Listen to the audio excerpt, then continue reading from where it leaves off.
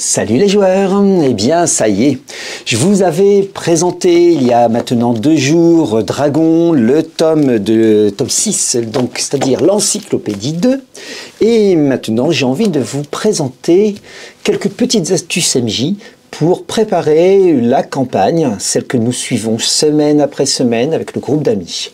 Alors tout de suite d'ailleurs, message pour le groupe d'amis, Seb, Amy, Christine, et puis Hélène d'ailleurs qui sera présente demain. Donc aujourd'hui pour vous, au moment de la diffusion de la vidéo, eh bien arrêtez cette vidéo, ne l'écoutez pas, car il va y avoir du spoil sur la séance de ce soir. Voilà, vous savez tout. Bon, en tout cas, que se passe-t-il pour nous? Eh bien, dans la création de campagne, eh bien, je me sers de multiples inspirations. Ça, c'est le premier point. Et la meilleure des inspirations, c'est peut-être l'univers du jeu. Donc, j'ai acheté quelques-uns des modules. Et dans ces modules, je vais m'en servir, les modifier, les triturer, les transformer pour en faire une suite, un fil rouge cohérent.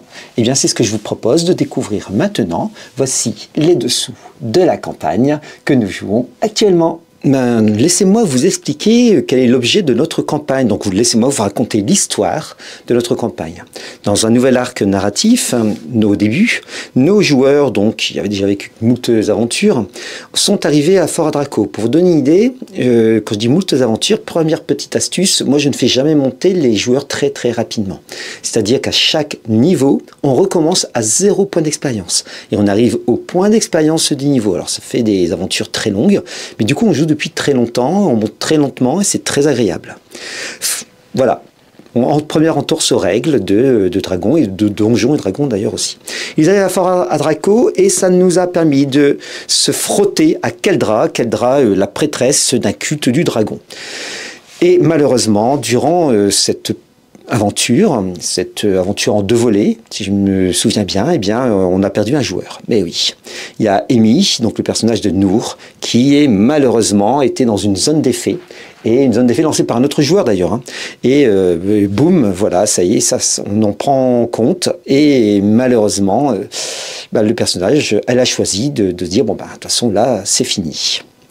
Donc ça a été un deuil, d'ailleurs ça peut être l'occasion peut-être de parler de la perte d'un de ces personnages joueurs, en partie en campagne, et qu'est-ce que ça pourrait occasionner comme sentiment à la fois contraire, contradictoire et horrible. Quoi qu'il en soit, le reste des aventuriers sont arrivés à la Cité Franche, et de la Cité Franche sont arrivés dans le quartier d'Assoif, un petit peu les bidonvilles aux marges de la Cité Franche, pas très loin du quartier de la Montagne.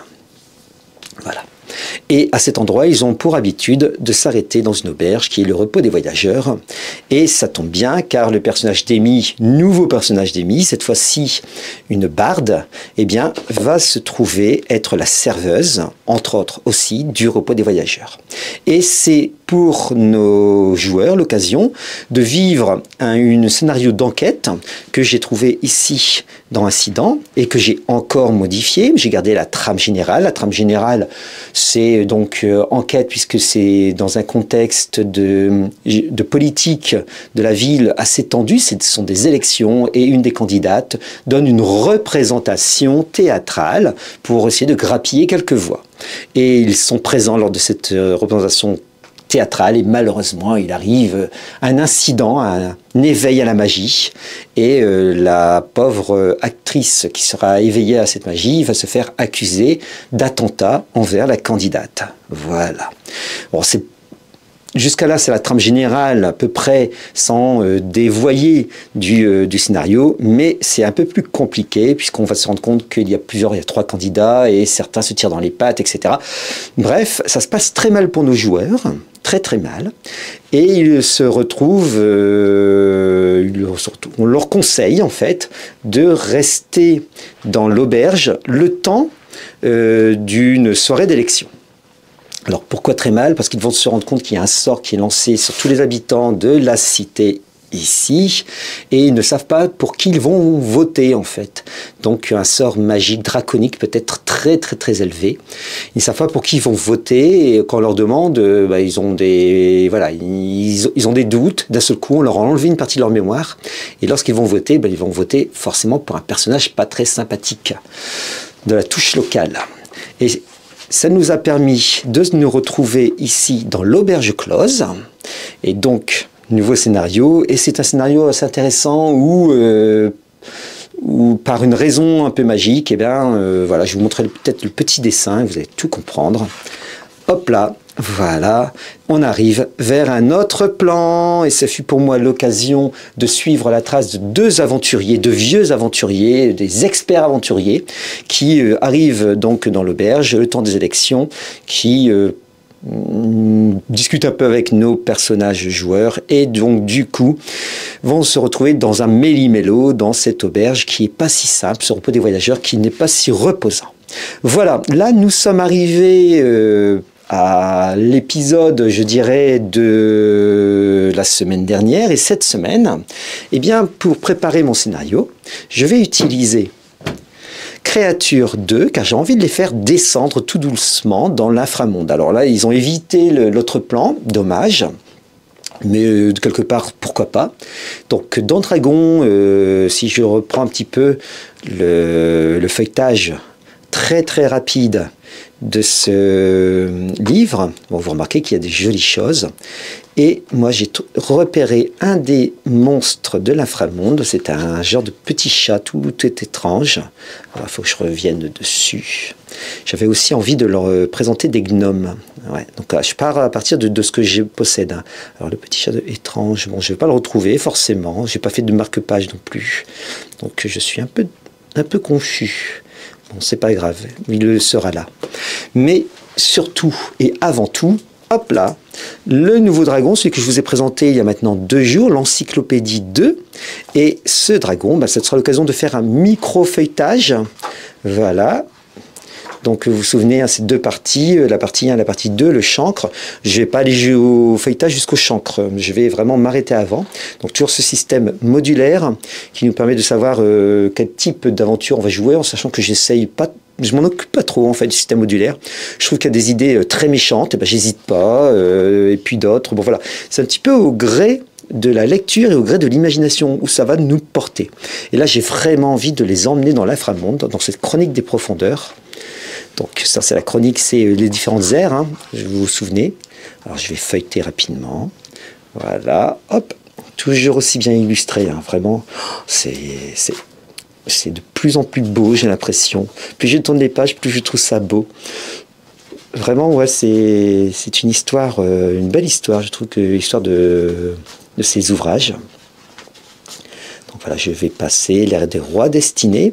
Et ça, c'est intéressant parce que je l'ai mentionné à nos joueurs, hein, nos aventuriers experts rencontrés donc, au repos du voyageur, reviennent justement de l'inframonde. C'était pour leur donner envie. Et ils nous sont revenus avec quelques objets fabuleux que j'ai piochés, hein, objets fabuleux donc, de l'époque des rois des destinées. Alors voilà. Ici, le monde sans soleil. Comment peut-on vivre dans un monde sans soleil? Je vais vous le présenter donc, il y a 2 jours. On continue. La lumière, les éclairages, tout ça, je vais m'en inspirer pour pouvoir leur présenter au moins un premier quartier. Donc on est sous le quartier d'Assoif. On va être dans la trame générale, dans la réalité de la trame générale, voulue par l'univers, par ce monde. Alors, hop. Donc je vais vraiment me servir de l'alimentation, les faire voyager en fait. Hein. À ce coup, aux portes de la ville se trouve encore quelque chose pour les faire voyager. Les fameux sacs de téléportation, ça je pense m'en servir à un point terrible et les faire passer d'un endroit à l'autre, que mes joueurs soient malmenés, c'est certain.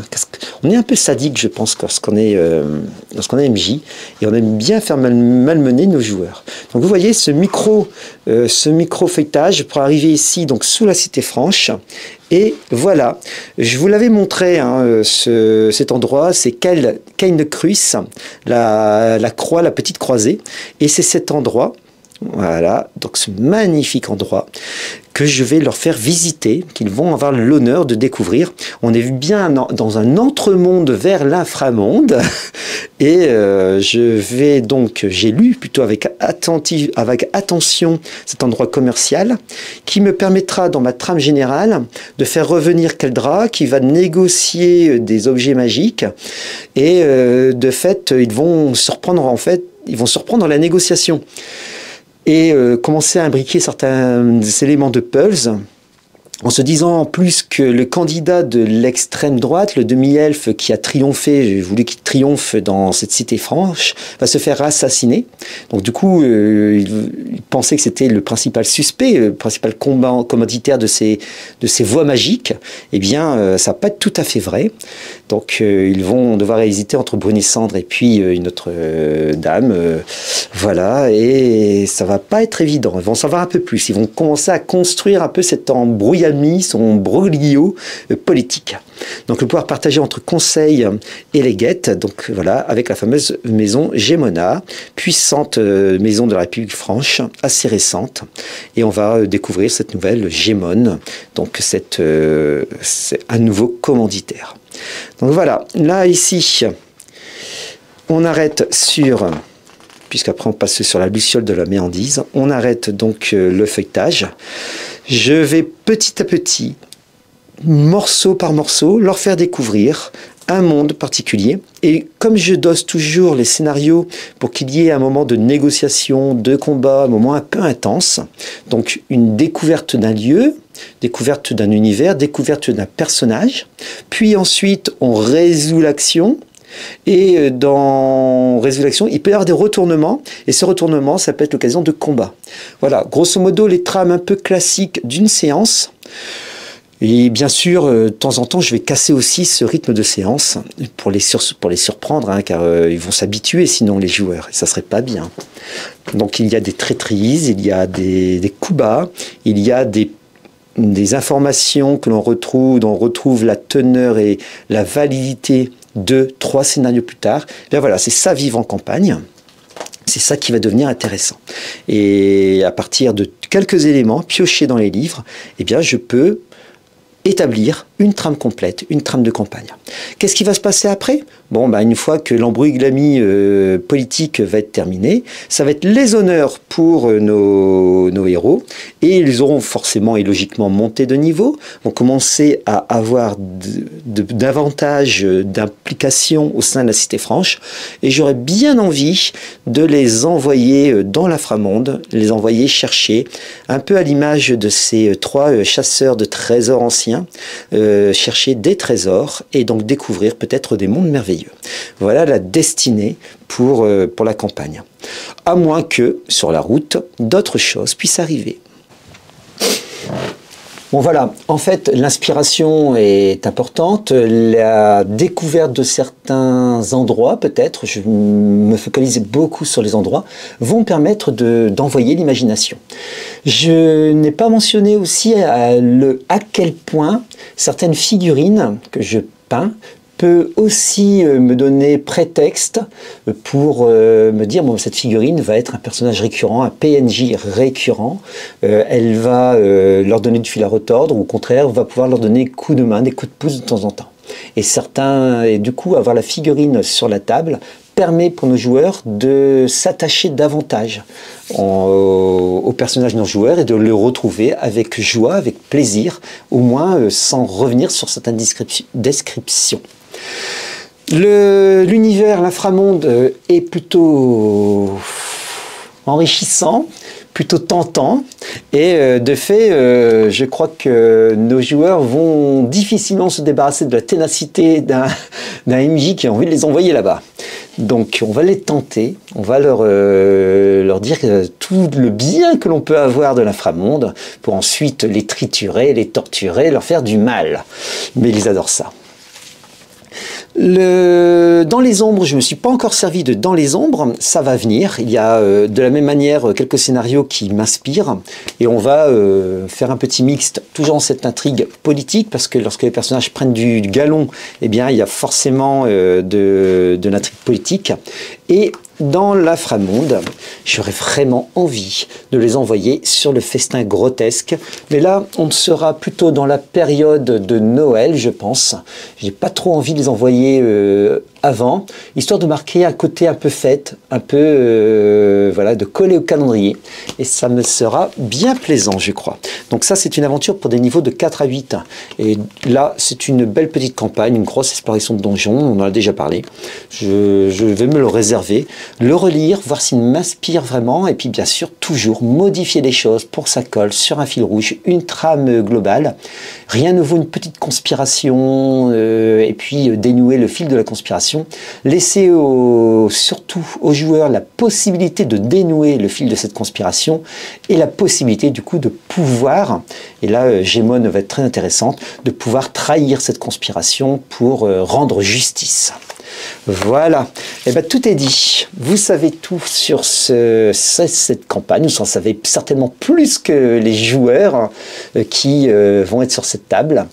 Et il est temps donc de se dire au revoir, de se retrouver bientôt. Et si vous aimez ce type de format, ben, faites-le moi savoir. Dites-moi, je vous donnerai des petits conseils. Voilà, ça vaut ce que ça vaut. Hein. C'est les conseils de chacune des tables, c'est les conseils qui valent la peine. En tout cas, sur cette table, il y a quelques conseils de maîtrise. Si vous voulez de ces conseils de maîtrise, ben, n'hésitez pas. Ça sera avec plaisir. Allez, il est temps de se dire au revoir. Salut les joueurs!